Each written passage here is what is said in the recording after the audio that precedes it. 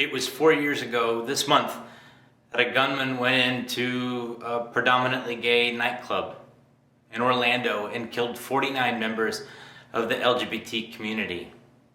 It was the largest single attack on gay people since the Holocaust.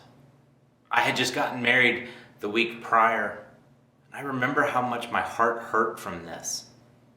And so, with my rector's blessing, I went down to City Hall where there was a vigil that had gathered to remember those who died. And I brought with me a box of candles from the sacristy. And so I handed out the candles to people down there in the vigil, me and my collar. It was a sort of modest gathering, almost entirely of members of the LGBT community, very few clergy. Actually, it was mostly our little colorful band. And there was a podium set up and speakers were coming up one by one to describe their feelings. But I remember off to the side, it was a little family that caught my attention the most. They were a Muslim family from New Jersey, and they came with their children.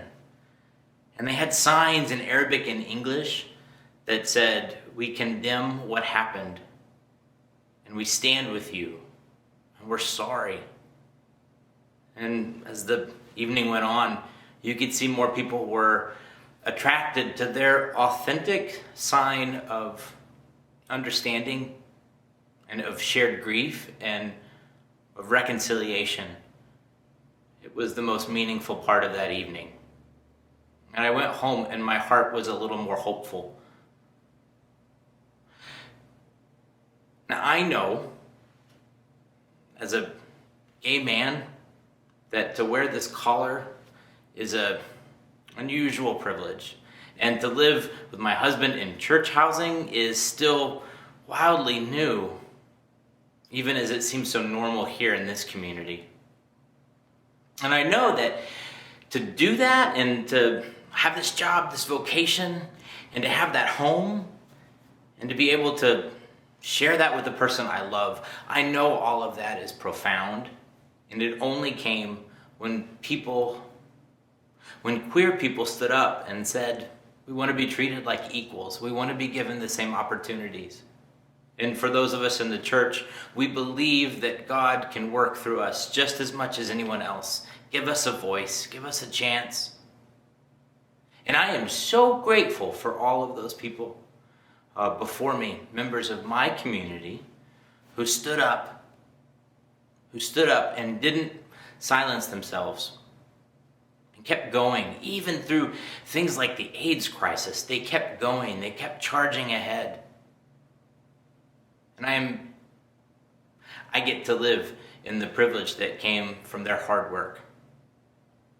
But I also know that in the final analysis, it was our straight allies who really opened the door. And they really opened the door because they were the ones with the keys.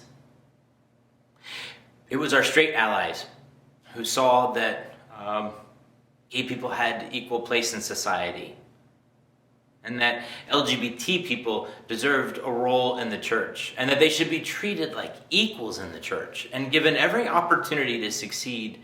And all of those battles are still underway. The church hasn't ironed this out yet. Neither has the world. But I'm very grateful for those who fought for the rights that I get to enjoy. Both those members of the queer community and all the more for the members of the straight community who laid down their privilege to make room for people like me. Now feels like another such moment in our history where we are being called to make monumental change.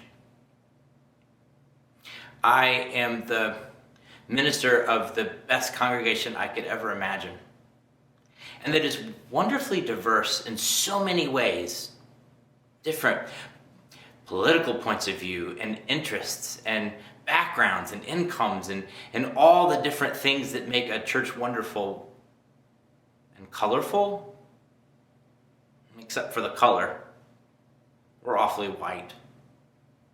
And it'd be easy to say that as a white church in the burbs, we're immune to all of this that's going on now, but I think that actually puts more of the onus on us to make change and to be part of change.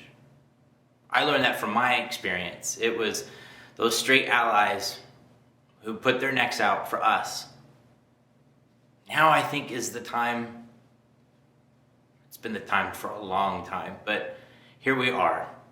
And we are being called. So now is the time for us to make a similar gesture, to find ways to lift up our sisters and brothers of color so that they stand on equal footing as we do, and to look deep within us and understand our prejudices and how we benefit from a complex system of pulleys and levers that ensure people of privilege maintain that privilege. And others who are not born into that system don't ever get anywhere near it. What stands out about this moment is how much all of us seem to be grieving that and longing for change.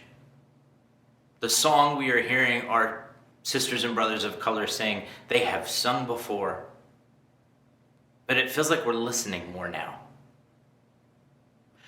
It is my hope that here at St. Albans we can continue that listening and let that listening go deep within us and convert us into action.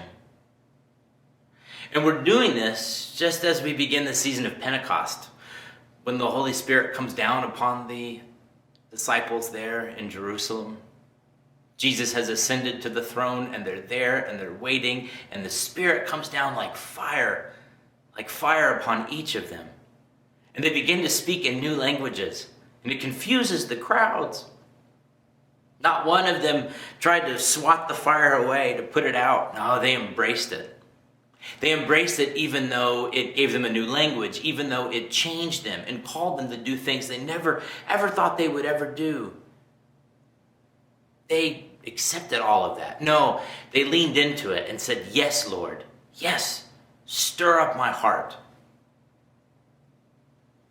I think we have a similar chance now to let our hearts stirred up and to lean into the work of the Spirit, who for some reason has chosen this moment to say, "Arise, there is work to do."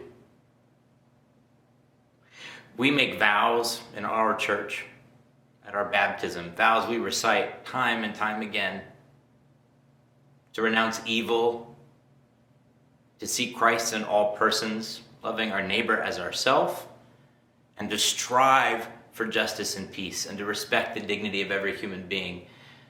The word is strive. That's the vow we make. It's not lean into justice and peace when it's convenient for us. No, we're called to push ourselves out of our comfort zones and maybe give up a little bit of our privilege in order that we might share a broader stage with all of God's wonderful people. Others did that for me, and I am immensely grateful for that. Now it's time to do it again.